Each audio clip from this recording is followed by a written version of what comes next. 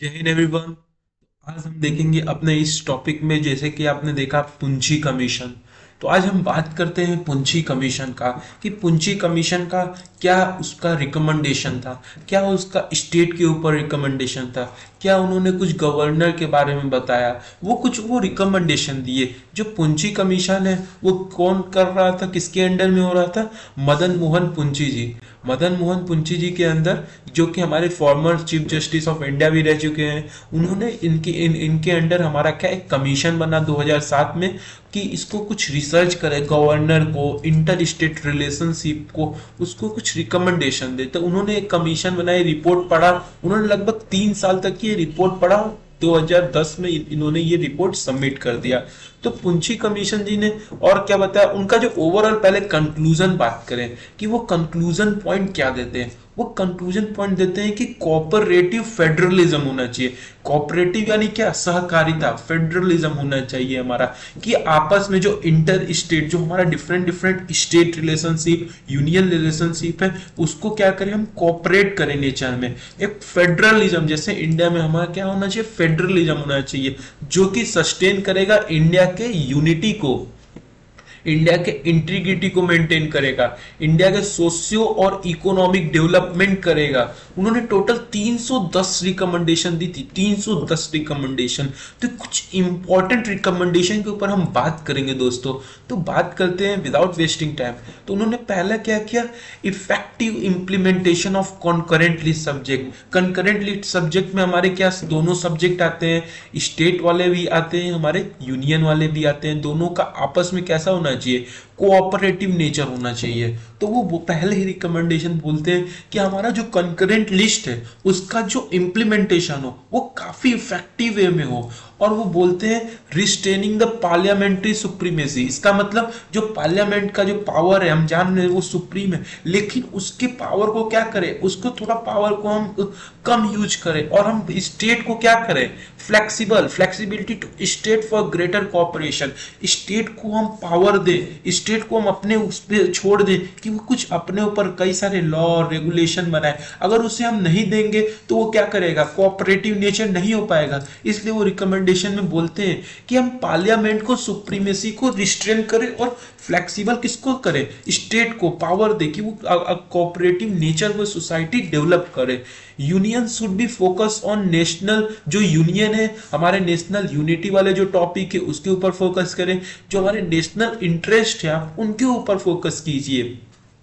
फिर उसके बाद उनका रिकमेंडेशन था कि greater role of inter state council, article 163। Article 163 में जैसे बात किया गया है कि जो इंटर स्टेट काउंसिल है उनको क्या करें, उनको अपना रोल अच्छे से करना होगा। जो इंटर स्टेट हमारे जो कई सारे प्रॉब्लम उसको सॉल्व करें, जो डिस्प्यूट है उसको रिजॉल्व करें, और उनको वो क्या बताएं, time bound assent for the state bill. और जो स्टेट बिल पास होता है, जो प्रेसिडेंट के पास जाता है, उसका वो एक टाइम बाउंड रखे कि उस टाइम के अंदर उसको बिल को पास करे। वो अगर वो पास नहीं करते, अगर डिक्लाइन करते, तो उसका भी वो रीजन दे कि कहीं ना कहीं कोई पॉलिटिकल बायसनेस नहीं है, तो उसका वो क्या करे, टोटल रीजन दे।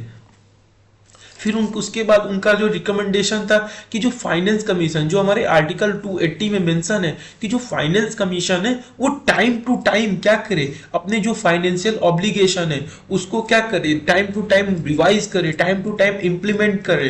तो इसलिए जो फाइनेंशियल कमीशन, क्योंकि हम जानते ही हमारा कॉन्स्टिट्यूशनल बॉडी है, तो इसलिए हमको क्या करना होगा, इसको टाइम टू टाइम इसको क्या करना है, रिवाइज करना होगा, फाइनेंशियल ऑब्लिगेशन करना होगा। जैसे कि सरकारी कमीशन थी, गवर्नर के लिए बताती कि, और इसके बाद क्या था हमारा कि जो सरकारी कमीशन, जैसे गवर्नर के प्रोसीजर, इम्पीचमेंट, रिक्रूटमेंट का जो हमारा दिया था कई सारे प्रोसीजर, उसको आप फॉलो करें। सरकारी कमीशन जो दी थी उसके प्रोसीजर उसको आप स्ट्रिक्टली फॉलो करें। और जो हमारा आर्टिकल 163 है वो मस्ट बी मिस यूज हमारा नहीं होना चाहिए, कि जो गवर्नर है, जो गवर्नर का रोल है सीएम को अपॉइंटमेंट करने के लिए, ये सारा कुछ वो अपने फेथ के अनुसार करे।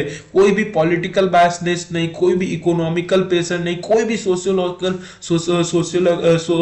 प्रेशर नहीं होना चाहिए। तो governor should must be work in a good faith होना चाहिए, आर्टिकल 163।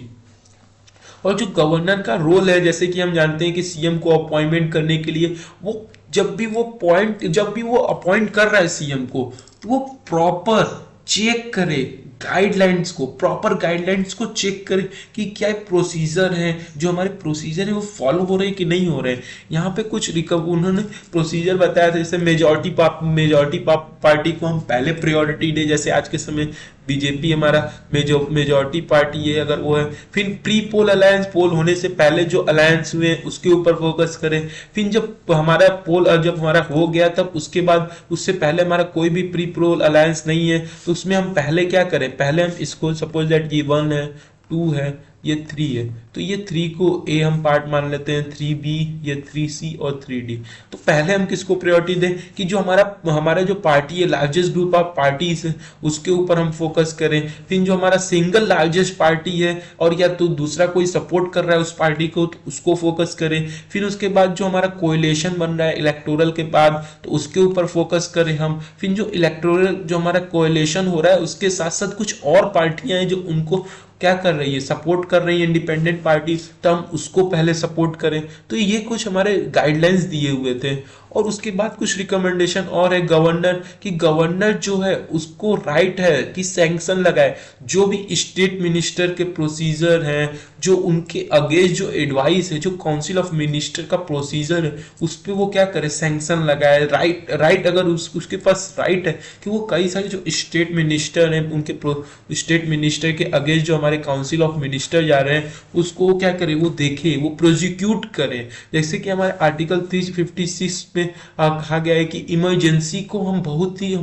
जैसे आर्टिकल 356 हमारा क्या है, इमरजेंसी का है, तो जो आर्टिकल 356 है उसको हम रेस्ट्रिक्ट करें। इसके वजह से क्या होता है, कई सारे हमारे जो लास्ट, इसको हम क्या करें, एक तरीके से जैसे कि हमारे एसआर मुंबई केस में बताया गया था कि जो हमारा आर्टिकल 356 है वो must be matter of last resort, ये लास्ट में हमको लगाना है, ये जरूरी नहीं है कि पहले लगाए, क्योंकि इसके वजह से हमारे कई सारे डेवलपमेंट रुक जाते हैं। तो इसलिए कहा गया है कि फेल्योर ऑफ, जब भी हमारा आर्टिकल 356 कभी लगाए जब हमारा फेल्योर ऑफ कॉन्स्टिट्यूशनल मशीनरी हो स्टेट में, कि कॉन्स्टिट्यूशनल जो मशीनरी है उसका हमको नजर नहीं आ रहा, फेल्योर होते हुए नजर आ रहा है, तभी हम इसको लगाएं। जैसे कि एसआर मुंबई केस में इसको कहा गया था कि जो हमारा आर्टिकल इमरजेंसी वाले जितने भी प्रोविजन है वो हमारे क्या है, must be the matter of last resort, वो लास्ट में हमें उसे यूज करना होगा। फिर उसके बाद उनका रिकमेंडेशन था कि लोकलाइज्ड इमरजेंसी, हमको जैसे मान लीजिए उत्तर प्रदेश इतना बड़ा स्टेट है, कहीं स्टेट ईस्ट है कहीं वेस्ट है, उतना लॉन्ग डिस्टेंस है, तो सपोज दैट ईस्ट में कुछ हमको कॉन्स्टिट्यूशन फेल्योर नजर आ रहा है, तो हम क्या करें, लोकलाइज्ड इमरजेंसी लगाएं। लोकलाइज्ड यानी कि हम केवल ईस्टर्न वाले पार्ट में लगाएं, वेस्ट को परेशान करने का क्या जरूरत है, क्योंकि वहां के लोगों का डिस्टर्बेंस होगा, वहां के डेवलपमेंट का डिस्टर्बेंस होगा, वहां के इकोनॉमिक फाइनेंशियल वीकनेस हो जाएगी। इसलिए जहां पे भी हमको इमरजेंसी लगाने की जरूरत है उसी पे हम इमरजेंसी लगाएं। Localised emergency must be implemented first, वहीं पे हमको इमरजेंसी लगाना है। फिर उसके बाद जैसे इंटर स्टेट काउंसिल है, जो आर्टिकल 263 में कहा गया है, जो डिफरेंट काउंसिल मिनिस्टर है इंटर स्टेट डिफरेंट स्टेट के, उसको हम और से ज्यादा क्या करें, स्ट्रेंथन करें। जैसे कि हमारा जो सेक्रेटरी है, जो हमारा सेक्रेटरीट है, उसको मस्ट भी फंक्शन करना होगा, हर 2-2 साल, 1 साल में हमको 2-2 बार मीटिंग रखना होगा, उसके फंक्शन को, उसके जोनल काउंसिल के जो हमारे सेक्रेटरीट जो काउंसिल है उनके फंक्शन को मस्ट भी इंप्लीमेंट करना होगा, बातचीत करके जो भी प्रॉब्लम समझ में आ रहे हैं उसको हमको क्या करना होगा, एग्जीक्यूट करना होगा। आज जैसे कि आर्टिकल 307 में बात किया जाता है इंटर स्टेट ट्रेड का, तो हमको जो inter state trade and commission है उसको हमको क्या करना होगा और स्ट्रॉन्ग करना होगा, कि ट्रेड और कमीशन दोनों जो दो स्टेट के बीच में उसको हमको अच्छे लेवल पे सेट करना है, जो कि हमारे एंट्री 42 ऑफ लिस्ट 1 में मेंशन है, जो यूनियन लिस्ट का है हमारा। फिर उसके बाद जो हम पावर किसको दे, लोकल बॉडीज को दे, यानी क्या, हम पावर अगर अपर बॉडी को ही दिए रहे तो उतना डेवलपमेंट नहीं होगा। इसलिए इसमें बात किया गया scope of devolution of power to local body must be strengthened. इसका मतलब हम पावर लोकल बॉडी को दें कि ताकि वो अपने इंडिपेंडेंट होके वो कोई भी डिसीजन ले पाए, और उससे क्या होगा, हमारा जो लोकेलिटी सिस्टम है वो स्ट्रॉन्गेस्ट होगा। और जो हमारा मेजर मिनरल्स होते हैं, जब हमारे जो मंडीज हैं वहाँ के जो मेजर मिनरल्स हैं उसका जो रेट है उसको हम रिवाइज करें हर 3 साल पे, क्योंकि इस पे हमारा क्या है कई सारे फोकस होते हैं, जो हमारे मिनरल्स होते हैं उसके ऊपर हमारा फोकस, उसका रेट हमको क्या करना होगा हर 3 साल पे उसको क्या करना होगा रिवाइज करना होगा। फिर उसके बाद जो हमारा फिजिकल लेजिस्लेशन है, फिजिकल लेजिस्लेशन मतलब जितने भी हमारे पैसे का लेन देन ये सब है उसको क्या करना होगा ग्रेटर अकाउंटेबिलिटी, ग्रेटर अकाउंटेबिलिटी होना चाहिए कि जवाबदेही होना चाहिए, कहाँ पैसा कितना इन्वेस्ट हुआ वो सिटीजन को वो सबको पता होना चाहिए कि ये आखिर में सिटीजन जो पब्लिक का मनी है वो कहाँ कहाँ इन्वेस्ट हुआ है। तो ये कुछ मेजर पॉइंट है जो पुंछी कमीशन के द्वारा रिकमेंड किया गया था दोस्तों। तो एक बार आपका रिवाइज भी करा दे रहे हैं, एक बार शुरू से देख लेते हैं कि देखा हमने क्या पुंछी कमीशन जो हमारे मदन मोहन मालवीय जी लाए थे, मदन मोहन मालवीय नहीं, मदन मोहन पुंछी जी लाए थे जो कि farmers chief justice of India है। ये 3 साल में वो रिपोर्ट दिए थे। उनका जो कंक्लूजन क्या था कोऑपरेटिव फेडरलिज्म, कि हमको क्या करना होगा सहकारिता, मतलब कि हमको कोऑपरेट होना होगा इंटर स्टेट, जिसकी वजह से हमारा क्या होगा इंडिया का यूनिटी स्ट्रांग होगा, इंटीग्रिटी डेवलपमेंट होगा। वो यहाँ पे बताए थे कि हमको कॉन्करेंट लिस्ट सब्जेक्ट को इफेक्टिव इंप्लीमेंट करना है। फिर उसके बाद हमको क्या करना है जो हमारे पावर है पार्लियामेंट के पावर है उसको रिस्ट्रेन करके हमको कुछ स्टेट को क्या प्रोवाइड करना होगा फ्लेक्सिबल पावर प्रोवाइड करना होगा। और यूनियन जो हमारा फोकस है, यूनियन का जो फोकस होना चाहिए वो नेशनल के यूनिटी पे होना चाहिए, नेशनल के इंटरेस्ट पे होना चाहिए। और जो हमारा इंटर स्टेट का जो काउंसिल है उसका ग्रेटर रोल होना चाहिए, जैसे आर्टिकल 163 में हमारा मेंशन है। और हमारा क्या टाइम बाउंड करना चाहिए स्टेट बिल पे, कि जो भी प्रेसिडेंट बिल पास कर रहा है और नहीं पास कर रहा है तो उसका रीजन जाने। फिर उसके बाद जो हमारे फाइनेंस कमीशन है जैसे कि आर्टिकल 280 में उसको टाइम टू टाइम इंप्लीमेंट, उसको ऑब्लिगेट होना चाहिए। जैसे सरकारिया कमीशन बताता है कि गवर्नमेंट का कैसे रिक्रूटमेंट कैसे इम्पीचमेंट होना चाहिए, वो सारा कुछ हमको रिस्ट्रिक्शन फॉलो करना होना चाहिए।